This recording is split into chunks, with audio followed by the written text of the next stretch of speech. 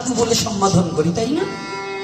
তিলকমালা একটু দেখলে কিংবা একটু গেরুয়া পোশাক দেখলে সাধু সাধু সাধু হওয়াটা বড় টাফ ব্যাপার। সাধু অ্যাকচুয়ালি ছিলেন এই কলির যুগের মধ্যে একজন ব্যক্তিকে সাধু উপাধি দেওয়া হয়েছে, সেটা দিয়েছেন শ্রীল সুখদেব গোস্বামী প্রভুপাদ একমাত্র মহারাজ পরীক্ষিতকে। 3 বার সাধু কথাটা উল্লেখিত করেছে। কখন করেছিলেন?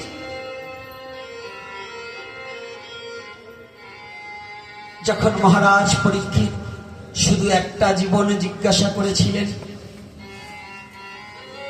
একটা প্রশ্ন থেকে 18,000 শ্লোকে রূপান্বিত হয়েছে। শুধু জীবন জিজ্ঞাসা একটা। এই জীবন জিজ্ঞাসার আগেও ভাগবত ছিল।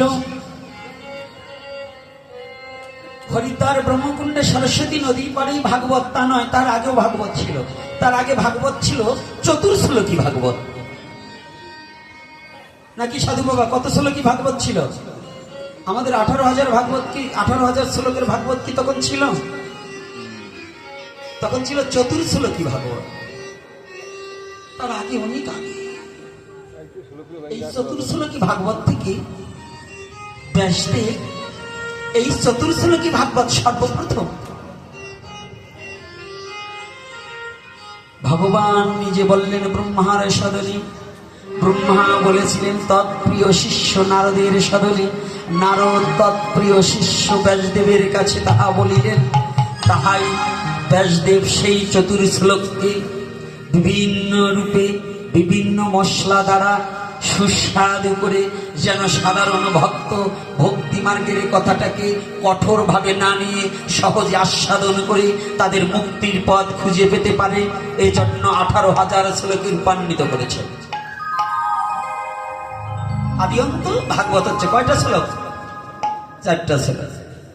আর এই যে হরিদ্বারে বসে এই ভাগবতকে পেয়েছি একটা কথার উপরে, সপ্তদিবস হরিকথা পেয়েছি। কথাটা কি? কথাটা মাত্র একটা, আসন্ন মৃত্যু ব্যক্তি কিম কর্তব্যয়া। অতি সন্নিকটে যে ব্যক্তির মৃত্যু অবধারিত আছে তার কর্তব্য কর্মটা কি?